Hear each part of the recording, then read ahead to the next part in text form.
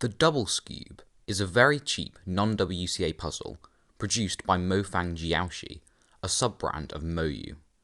It costs only $6 on CubeZZ, or about £4.50.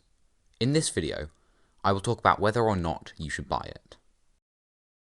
The cube is of a decent quality and turns pretty well.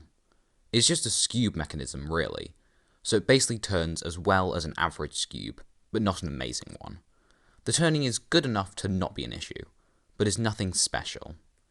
It is also the same size as an average Skewb or 3x3.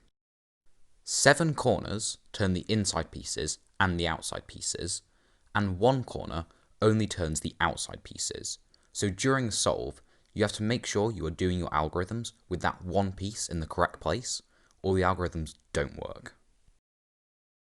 The solve can vary in length depending on the scramble.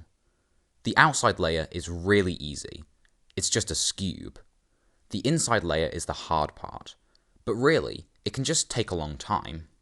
You just need to do some setup moves, then complete an algorithm, then repeat that until the cube is solved. It's not an overly interesting solve, but you do need to think about it more than other cubes, as you need to plan setup moves mid-solve, and planning ahead can be more tricky on a Skewb than on a face-turning cube, for example. Overall, I don't think this cube is worth getting for a lot of people. Although it is very cheap and turns well, you just won't really solve it that often. You do a couple of solves, and then you've done. What reason do you have to do it again? It's not something you can casually solve, as you have to put some thought into planning the setup moves. It's not a big cube where you can sit down for a long session and just do it.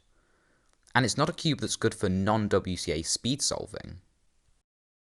The only thing it really has going for it solve-wise is that you have to think and plan mid-solve. It's not just mindless.